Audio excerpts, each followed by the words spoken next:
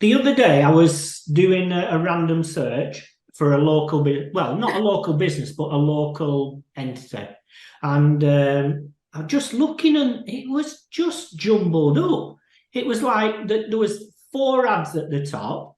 Then there was two organic. Then there was the people all to ask. Then under that, there was the maps. Then seven other organic listings. And it just seems though Google are testing lots of things at the moment on how the layout is and shifting things around a lot. What have you seen lately?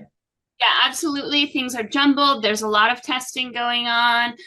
But also, I think there's we need to start talking about the elephant in the room, which is that Search Console and all of Google's reporting doesn't talk about these things that are included in the search results that push organic down.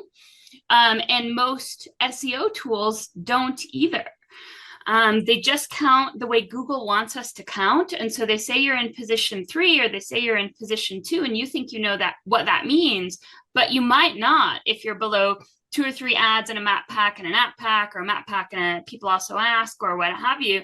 You think you know how much visibility, traffic, whatever to expect, but it's very different. And like I said, those things that Google is adding in tend to be more interactive and get more clicks, or they give the answer away from the get-go. The other thing that's happening a lot right now and that no one's paying attention to is Google has really been going after Amazon in the e-commerce space, adding what I call in product grids.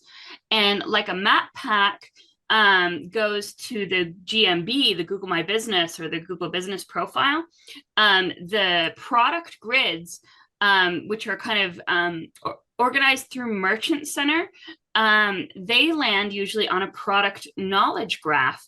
And so there's Google getting in between your listing and the click or the final click, right? And giving you ways to transact directly through Google or with competitors. So let's say you do a search for a lawnmower. You might have a product grid with a couple different lawnmowers from a couple different sellers. You click on one that you like, and when you get to the knowledge graph, it was sold by one company, but in the knowledge graph, that company's there, and so are their competitors, and maybe their competitor has a better price or more star rankings or can deliver it today or what have you. And so you have the opportunity / risk of being hijacked, your user getting hijacked on the way to try and click on your thing that your content ranked, but still they can leak out because they get to the knowledge graph and then maybe they click elsewhere or they see a bad review and don't ever get to your site. And so how would you know that that happened? There's not great tracking on any of that. If you're looking in Merchant Center, you might have a sense for it, but you're definitely not going to get a sense for that in Search Console. And these things are hard to quantify because they come in packs of sometimes 4, sometimes 6, but sometimes there's multiple product packs in one result. So you'll have a blue link and then a 4-pack and then 2 blue links and then a 6-pack. And then a couple more organic, and then another product grid. And so the product grid is happening 3 times in the result with a total of, let's say, 20 or 15 possible products for someone to click on. That's more results jammed into one, or more click opportunities jammed into the same amount of space, essentially.